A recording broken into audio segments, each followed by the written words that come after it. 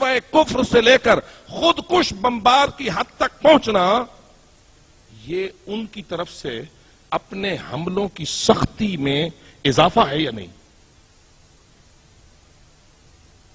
اگر ایک تھپڑ سے کام نکلتا ہو تو کوئی گولی نہیں مارتا، گولی سے کام نکلتا ہو تو کوئی بم نہیں پھینکتا۔ یہ کیا ہوا کہ انہوں نے گالیاں نکالی، کفر کے فتوے دیے، دیوار نویسی کی، جگہ جگہ انہوں نے اپنے سٹیکر چھاپے، یہاں سے ان کے ہمارے خلاف اس ظلم کا آغاز ہوا، اور نوبت آج خود کش بمباروں پہ پہنچی ہے۔ وہ کامیاب جا رہے ہیں یا ہم کامیاب جا رہے ہیں؟ آپ کہیں کہ کیوں مارے جا رہے ہیں، کیوں شہید ہو رہے ہیں، کیوں قتل ہو رہا ہے، کیوں جنازے اٹھائے جا رہے ہیں؟ میرے عزیز، جنازوں سے ڈرو گے تو مشن کو شکست ہوگی۔ زندگی ہے اسی لیے کہ قربان ہو جائے آل محمد کے تشیع پر۔ جیسے آپ قبلہ صاحب سے سن رہے تھے، فوق کل بر بر حتی تقتل فی سبیل اللہ لیس فوقہ بر۔ ہر نیکی سے بالا تر ایک نیکی ہے تاکہ تو راہ خدا میں قتل ہو جائے۔ جب اس منزل پہ پہنچ جائے، اس سے اوپر پھر کوئی نیکی نہیں ہے۔ کیا قتل سے ڈریں؟ کیا شہادت سے گھبرائیں اور پھر ہم شیعہ رہیں؟ نہیں نہیں نہیں۔ لیکن یاد رکھ، شہادتیں مشن کی حیات کا باعث ہیں، مکتب کو حیات جاوید بخشنی ہے۔ جو شہادت چھوڑ کر میدان سے بھاگتا ہے وہ اپنی ذات کو تو بچا لیتا ہے لیکن مکتب کا نقصان کرتا ہے اور اللہ اس پہ لعنت کرتا ہے۔ استصعدون ولا تلوون علی احد والرسول یدعوکم فی اخراکم۔ جب تم پہاڑوں کی چوٹیوں پہ چڑھے جا رہے تھے اور رسول اکرم تمہیں آخری صفوں میں کھڑے ہوئے بلا رہے تھے اور تم مڑ کر دیکھنے کی بھی جسارت نہ کرتے تھے، یہ قرآن ان کی مذمت کر رہا ہے یا تعریف کر رہا ہے؟ اور کیوں کر رہا ہے؟ جان بچائی۔ جان بچانا کوئی فخر نہیں، ہاں ایسے مقام پہ جان دینا جہاں مکتب کو حیات ملے اور کامیابی ملے۔ عزیزان گرامی،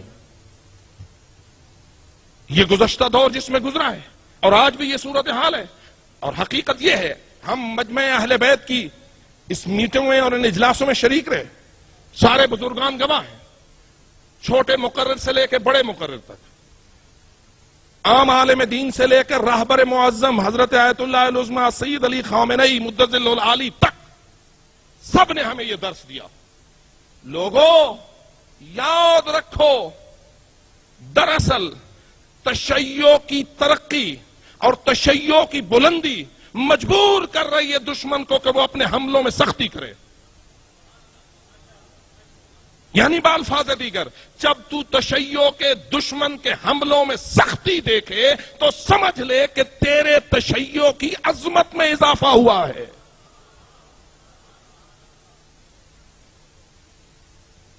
امریکہ بیٹھا ہوا اپنے وائٹ ہاؤس میں سب کچھ کر لیتا تھا، لیکن آج اس خبیث ازلی کو اپنی فورسز کو افغانستان میں، عراق میں، خلیج میں ہر طرف لے آنے کی ضرورت کیوں پڑی؟ اور اپنے بچوں کے جنازے واپس وہاں نیو یارک اور واشنگٹن کے ایئرپورٹوں پر قبول کرنے کی ضرورت کیوں پڑی؟ حالانکہ آپ جانتے ہیں کہ وہ لوگ تو زندگی کو سب کچھ سمجھتے ہیں، وہ موت کو تو جانتے ہی نہیں۔ وہ جو کچھ کہتے ہیں وہ کہتے ہیں موت تک تو زندگی، اس کے بعد تو کوئی زندگی نہیں، جینا ہے تو مزے سے جیو۔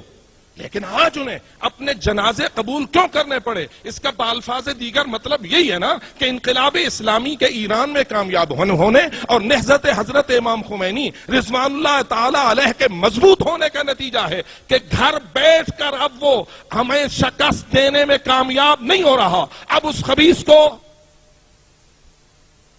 اپنے لشکر اور اپنے اسلحے یہاں لانے پڑے۔ اور اگر ایسا ہوا ہے تو گویا کوئی ہو نا جو برز الایمان کلہ الی الکفر کلہ کی تصویر پیش کرے۔ کیا جنگ احزاب اسی کا منظر نہ تھا؟ وہاں تو حضرت رسول اکرم اور آپ کے مسلمانوں کو مکے کی زندگی میں اذیتیں دیتے تھے.